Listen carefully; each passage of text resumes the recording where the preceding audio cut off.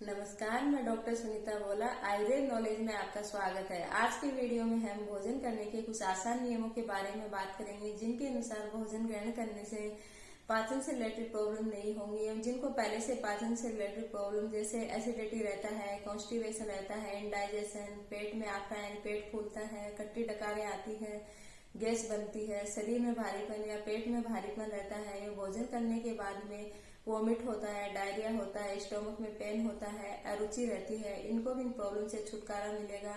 अतः भोजन की मात्रा क्या होनी चाहिए, भोजन कब करना चाहिए, भोजन करने के बाद किन नियमों का पालन करना चाहिए, किन हार्ड द्रव्यों का अपन नियमित डाइट में प्रयोग कर सकते हैं, एवं किन हार्ड द्रव्यों को नियमित डाइट में प्रयोग ना करें, एवं भोजन करते समय किन बातों का ध्यान रखना चाहिए, इनका डिटेल से वर्णन मैं मेरे वीडियो में करूंगी। अतः इस वीडियो को एंड तक देखें एवं चैनल को सब्सक्राइब कर लें। हमेशा मात्रापूर्वक भोजन ही ग्रहण करना चाहिए, अर्थात जितनी भूख होती है उसका 1/4 भाग खाली छोड़ देना चाहिए। ज्यादातर लोग क्या करते हैं कि जितनी भूख होती है उसका एक्स्ट्रा ही खा लेते हैं, सोचते हैं कि आज खाना अच्छा बना है तो मैं 2 रोटी एक्स्ट्रा खा लेता हूँ। ये करना बिल्कुल सही नहीं है, इससे इंडाइजेशन ही होगा। कुछ लोग जिनको मोटापा होता है वो क्या करते हैं, डाइटिंग करते हैं और बोलते हैं कि हम तो डाइटिंग कर रहे हैं फिर भी हमारा वेट कम नहीं हो रहा है। लेकिन वो गलती क्या करते हैं कि एक टाइम तो खाना खाते नहीं है और दूसरे टाइम क्या करते हैं, जितनी भूख होती है उसका एक्स्ट्रा ही खा लेते हैं, जिसके कारण भोजन का पाचन नहीं होगा और जो अनडाइजेस्टेड फूड है वो फैट के रूप में जमा होने लग जाएगा, जिससे मोटापा बढ़ेगा ही। अंततः जितनी भूख है उसका 1/4 भाग हमेशा खाली छोड़ना चाहिए। भोजन के आधार पर स्टोमक को 4 भागों में बांटा है, अर्थात 2 भाग सॉलिड के लिए है, 1 भाग लिक्विड के लिए और 1 भाग वातपित्त कफ दोषों के लिए होता है। जितनी भूख होती है उसका आधा भाग अपन को अन्न से भरना है, 1/4 भाग अपन को लिक्विड से भरना है, 1/4 भाग हमेशा वातपित्त कफ दोष के लिए खाली छोड़ देना है। जो 1/4 भाग खाली नहीं छोड़ते हैं उनको क्या होता है कि जो वातपित्त कफ दोष होते हैं वो प्रकोपित हो जाते हैं, जिनके कारण अनेक बीमारियां होती है। क्योंकि भोजन डाइजेस्ट नहीं होगा तो वो बीमारियों का कारण तो बनेगा ही। अतः भरपेट भोजन नहीं करना चाहिए, भोजन को गति के लिए भी स्थान देना चाहिए। जो लाइट फूड है वो अपन जितनी भूख है उतना खा सकते हैं, क्योंकि लाइट फूड भोजन की पाचन शक्ति को बढ़ाते ही है, इसलिए संयोग से यदि अपन ज्यादा भी खा लिया तो पच जाएगा। लेकिन जो हैवी फूड होता है उनको हमेशा जितनी भूख है उसका आधा या 1/3 ही खाना चाहिए, क्योंकि हैवी फूड होते हैं वो भोजन की पाचन शक्ति को बढ़ाते नहीं है, उल्टा कम ही कर देते हैं, जिसके कारण अधिक खा लेंगे तो भोजन का डाइजेशन नहीं होगा। हैवी डाइट में दूध से बने पदार्थ जैसे मलाई है, मावा है, मिठाई है, पनीर है, रबड़ी है, दही है एवं तिल, उड़द, गुड़ आदि आते हैं। दिन में 3 बार भोजन करना पर्याप्त होता है। हो सके तो दिन में 2 बार ही भोजन करें। यदि अपन को सुबह अच्छी भूख लगी है तो सुबह ही भरपेट भोजन कर लेना चाहिए, लेकिन दिन में बार बार भोजन का प्रयोग नहीं करना चाहिए। ऐसा करने से डाइजेस्टिव सिस्टम गड़बड़ा जाएगा, क्योंकि अभी जैसे अपने पहले भोजन किया है वो पाचन की प्रोसेस में है। भोजन के पाचन में मिनिमम 6 आवर्स तो लगते ही हैं, अंततः 2 मील्स के बीच में 6 आवर्स का गैप तो रखना ही चाहिए। पहले वाला भोजन पच जाए तभी दोबारा भोजन का प्रयोग करना चाहिए। इसी बीच में यदि अपन को भूख लगती है तो फ्रूट्स का प्रयोग करना चाहिए। रात्रि में जो भोजन करते हैं वो हल्का होना चाहिए एवं 7 से 8 बजे तक अपन को भोजन कर लेना चाहिए। रात्रि में भोजन को पचने में ज्यादा समय लगता है, यदि अपन लेट से भोजन करेंगे तो भोजन का पाचन नहीं होगा, जिससे डाइजेस्टिव प्रॉब्लम होगी, अपन को भूख नहीं लगेगी, पेट अच्छे से साफ नहीं होएगा, अरुचि रहेगी। अतः भोजन पचा ही नहीं है और यदि दोबारा अपन भोजन कर लेंगे उससे क्या होगा कि कच्चा रस बनेगा।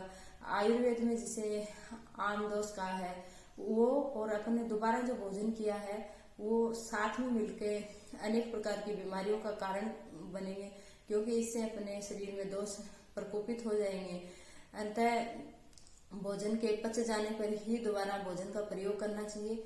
यदि भोजन नहीं पचा है तो उस दिन अपन को उपवास करना चाहिए, और जैसे भोजन को पचाने वाली औषधियां जो दीपन पाचन करती हैं, सौंठ का प्रयोग, अजवाइन का प्रयोग या चित्रकाली वट्टी का प्रयोग करें।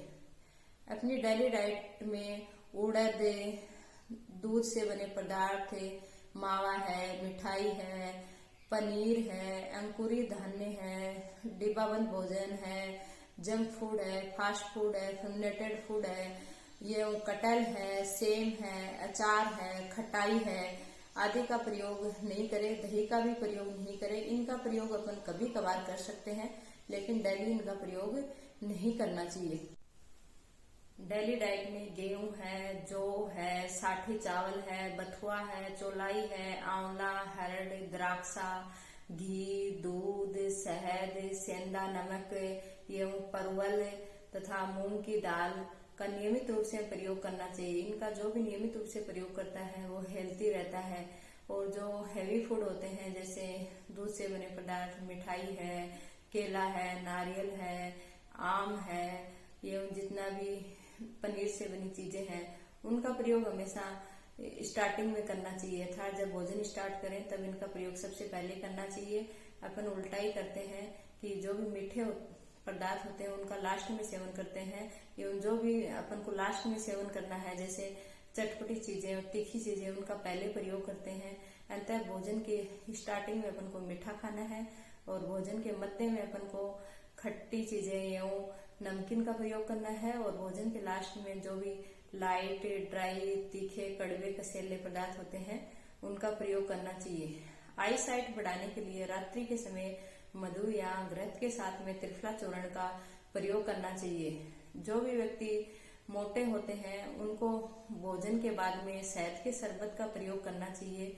एवं जो दुबले पतले हैं, जिनकी फिजिकल स्ट्रेंथ कम है, बालक हैं, वृद्ध हैं, जो ज्यादा पैदल चलते हैं, बहुत अधिक धूप में रहते हैं, हार्ड वर्क करते हैं, रोगी हैं, उनको भोजन के बाद में अनुपान के रूप में 20 मिनट के बाद में दूध का प्रयोग करना है, अर्थात दूध पीना है।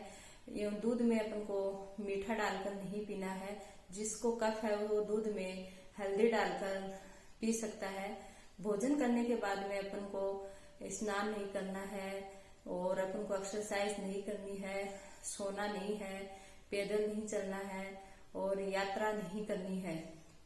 भोजन करने के बाद में अपन को 100 कदम चलना चाहिए और वो फास्ट नहीं चलना चाहिए, धीरे धीरे चलना चाहिए।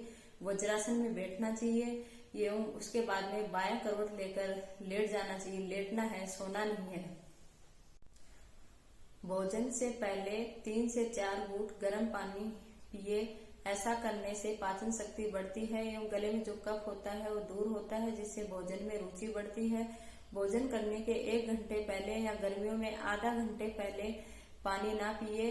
ऐसा करने से पाचन शक्ति कमजोर होती है एवं भोजन के बीच में थोड़ा थोड़ा पानी पीना हितकारी होता है। खाना खाने के कम से कम आधा घंटे तक पानी का प्रयोग ना करें। तुरंत पानी पीने से आलस्य आता है, भोजन का पाचन नहीं होगा। दोपहर के भोजन में छाछ का प्रयोग करना चाहिए। छाछ पीना आरोग्यदायक होता है, लेकिन जिनको स्किन से रिलेटेड प्रॉब्लम हो, जॉइंट पेन हो, उनको छाछ का प्रयोग नहीं करना चाहिए। खाली पेट चाय का प्रयोग नहीं करना चाहिए। हो सके तो चाय को अवॉइड ही करना चाहिए, क्योंकि चाय से पाचन शक्ति कमजोर होती है। और भोजन होता है वो एकाग्र मन से चबा चबा कर मात्रा पूर्वक खाना चाहिए। एवं खाना खाते वक्त बोलना नहीं है, हंसना नहीं है एवं अधिक देर तक नहीं खाना है। विरुद्ध आहार का प्रयोग नहीं करना चाहिए, क्योंकि विरुद्ध आहार का प्रयोग करने से शरीर में विष जैसे लक्षण उत्पन्न होते हैं। दूध और केले का एक साथ प्रयोग ना करें। दूध और मछली का नहीं प्रयोग करें। दूध और खट्टे पदार्थों का प्रयोग नहीं करें। जैसे अपन मिल्क शेक बना के पीते हैं वो नहीं पीना चाहिए। दूध का नमक के साथ प्रयोग नहीं करें। मधु और घृत का एक साथ मिलाकर प्रयोग नहीं करें। दूध और नमक एक साथ प्रयोग नहीं करने चाहिए। खाना खाने से पहले अपन को सौंठ और सेंधा नमक का प्रयोग करना चाहिए। ऐसा करने से भोजन में रुचि बढ़ेगी एवं पाचन अच्छे से हो जाएगा। फ्रीज में रखी हुई चीजों का प्रयोग नहीं करना चाहिए, क्योंकि वो हानिकारक होती है। एवं रात के भोजन में अपन को अचार, मूली एवं तली हुई चीजों का प्रयोग नहीं करना चाहिए। जिनको स्वेलिंग रहती है उनको दही का, नमक का, मिठाई का एवं खटाई का प्रयोग नहीं करना चाहिए। इनका प्रयोग करने से सूजन और बढ़ जाएगी। एवं जिनको इंडाइजेशन रहता है उनको उपवास करना चाहिए तथा सौंठ एवं पतली छाछ या पतली खिचड़ी का प्रयोग करना चाहिए। जिनको दस्त है उनको सौंठ या अनार के रस का प्रयोग करना चाहिए। एवं भोजन में सादे नमक की जगह सेंधा नमक का प्रयोग करना चाहिए। रात्रि में दही का प्रयोग नहीं करना चाहिए, क्योंकि दही कफ को बढ़ाने वाला होता है और रात्रि संभाव से ही कफ दोष बढ़ा रहता है। अतः दही का प्रयोग ना करें। हेमंत, शिशिर, वर्षा ऋतु में दही का प्रयोग करना चाहिए, क्योंकि इन ऋतुओं में अग्नि अच्छी रहती है तो पाचन अच्छे से हो जाएगा। एवं जो भी ग्रीष्म ऋतु है, बसंत ऋतु है और शरद ऋतु है, इनमें दही का प्रयोग नहीं करना चाहिए, अर्थात गर्मियों में दही का प्रयोग नहीं करना चाहिए। गर्मियों में छाछ का प्रयोग करना चाहिए तथा सर्दियों में दही का प्रयोग करना चाहिए। दही में हमेशा या तो शक्कर या सेंधा नमक या मधु मिलाकर ही प्रयोग करें, प्लेन दही का प्रयोग नहीं करें। दही के जो नियम बताए गए हैं उनके अनुसार यदि प्रयोग नहीं करते हैं तो एनीमिया है, जॉन्डिस है, जॉइंट प्रॉब्लम है, स्किन प्रॉब्लम है, हो जाएंगी। अतः भोजन के जो नियम बताए गए हैं उनके अनुसार भोजन करने से डाइजेशन से रिलेटेड प्रॉब्लम नहीं होंगी। यदि भोजन का अच्छे से पाचन हो जाएगा तो अपन को कोई बीमारी नहीं होगी, क्योंकि ज्यादातर जो बीमारी होती है वो भोजन के नहीं पचने के कारण ही होती है। Thank you.